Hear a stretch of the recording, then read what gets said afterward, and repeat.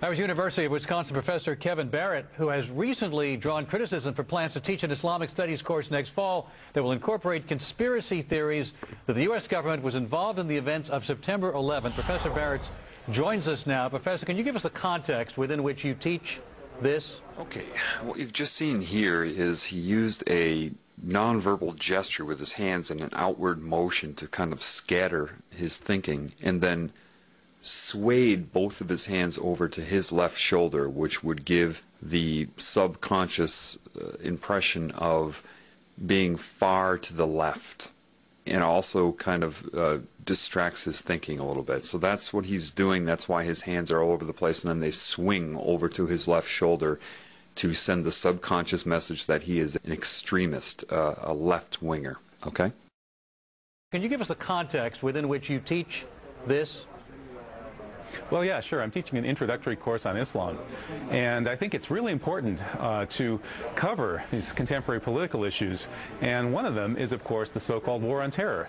Now, the fact is that the great majority of the world's Muslims believe that 9/11 was an inside job. But that's your opinion, right? Again, manipulation is all about timing and redirecting and trying to take control of somebody when they're speaking. Here, you see a great example of that by saying that's your opinion, even though he just stated there's a vast number of people that are waking up, even though he specifies the Muslim community. That's not true. It's all over the world. So the journalist's responsibility to misdirect his thinking and to mislead you is to follow up and say, but that's your opinion, even though he stated that it wasn't just his opinion. But it doesn't matter, because people believe what they hear from newscasters. They take in the barrage of words, and the newscaster here understands that. So if he says that, he plants that seed. Now, the fact is that the great majority of the world's Muslims believe that 9/11 was an inside job. But that's your opinion, right? You're offering your opinion that there was an inside job. Well, after studying the evidence pretty intensively for 2.5 years, I am convinced that 9/11 was, in fact, an inside job. And are students required to regurgitate that in some way in order to do well in your class? Again, more manipulation. I'm sure you caught that. Even though this very system of the world creates people to regurgitate, they will often accuse people of doing the things that they do. It's just part of it, okay? So by saying our students required to regurgitate that gives the subconscious impression that he is controlling their minds and not teaching them to think, when in actuality, to be able to see through the media, to be able to see what is going on, is not regurgitation. Any person that does regurgitate and only memorize and not think would not be able to see through it anyway. It doesn't matter. This is reverse psychology. This is just not even that. It's just manipulation. It's just name calling. It's I'm rubber, you're glue. Again, this is a way that he disrupts the guy's thinking with petty comments like that. He knows that this type of person would never want anybody to regurgitate anything, because that doesn't allow them to learn to think. Doesn't matter. If there's an audience to this, he plants that seed again. Well, after studying the evidence pretty intensively for 2.5 years, I am convinced that 9/11 was, in fact, an inside job. And are students required to regurgitate that in some way in order to do well in your class? That's ridiculous. No, I'm not interested in making students regurgitate anything. All right, Mr. Barrett, Sean Hannity here. Do you really believe that 9/11 was an inside job? Okay, Sean Hannity. I've never watched Fox News before, but within seconds of seeing this guy, you can just see that he is a snake. At least he is currently conducting himself as such.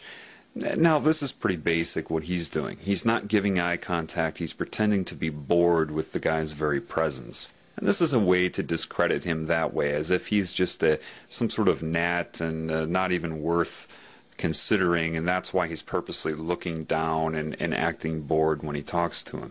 Secondly, he uses the word believe. Do you really believe? To believe is not to know, and that's why he's stressing that. And again, you're going to start to see extreme manipulation from this Mr. Hannity.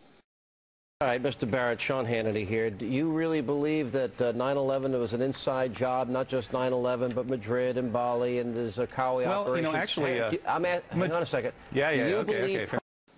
All right, so what he does is he tries to take control of this conversation right away. He insinuates something, and the professor was smart enough to catch what he was saying, and then when he tried to respond to that, he interrupts him to take control. Now, notice, and I'll point this out in a little bit, when he puts his hand up in the OK sign, you're about to learn what that really means and what they use it for. But for now, just understand that that's how they'll do it. They'll insult you while they speak and try to continue speaking before you can actually reply to it. And therefore, it makes the professor look nuts. You know what I mean? Because if people don't catch this neuro-linguistic programming, if they don't catch the manipulation, which comprises the majority of the audience anyway, nevertheless, if they don't catch it, then he can do that. He can take those cheap shots, and when the professor tries to correct those, then he interrupts him, says, hey, hold on, and then tries to make him look rude for interrupting and take control over him and disrupt his thinking at the same time. Well, actually... hang on a second. Do you believe personally that these are inside jobs, yes or no? It's not quite that simple. Okay, believe personally, that's another way to plant that into your psyche, that it is just he that believes this, and then he uses the yes or no trap, because that is, again, misleading if you can't see that. The way he twisted around that question would not allow the professor to be able to give a yes or no answer, because he injected manipulation into the question itself. So, when the professor tries to say that, of course, then it puts him under pressure. The professor is smart enough to catch that, and it isn't that simple, and he understands. The professor knew, of course, what I'm telling you right now. However, time is ticking. He only has so much time on the air, and their job is to disrupt his thinking as much as possible and make as many hidden accusations as they can and as many subconscious embeds into how to perceive the professor as they can in the short amount of time that he's on the air, and that's their only job, is to discredit and disrupt. Okay? But he did catch it. Now he has to respond to that rather than being able to say anything that matters. And that's what they do. Another good person at this is Stephen Colbert. If you watch Stephen Colbert with any of his interviews, his whole job is to discredit and disrupt. That's what he does, and you keep it moving. It's very, very petty, but these are the people that you allow to run you, okay? So know that, and that's what's going on right here. Yes or no? It's not quite that simple. I do know, I don't believe, I know that 9/11 was an inside job. Professor Stephen Jones has found residue of fermate on the steel samples from the World Trade Center. We now know that it was taken down in a controlled demolition. All right, so you believe that the buildings came down in a controlled demolition? Okay, so the professor did a really good job of identifying his manipulation by saying, I don't believe, I know.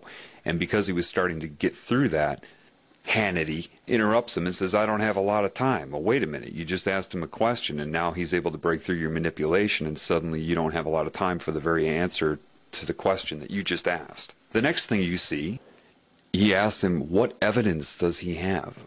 And he interrupted him giving the evidence to ask him what evidence he has. Why? Of course, he's not interested in hearing the evidence or anybody else hearing it. He's interested in interrupting him and planting another embed into the psyche that what he happens to be saying right now is somehow not evidence. It's all misdirection of focus, redirection of focus, disrupting, interrupting, gaining control, and, it's this very petty, they rely on these petty techniques. Now, at the end of this, he does something that a lot of you probably aren't aware of. He does a hand gesture. He takes both of his hands and he puts them up in front of his head and then pulls them down. And he pretends he's talking about the buildings falling down. What that is I don't know what they would term it. I'm just intuitive. I'm perceptive. I can see what they're doing. That's sorcery. Sorcery is just anything that is used to circumvent the conscious mind, to control the mind. That gesture is designed to take away his zest, his focus, his power.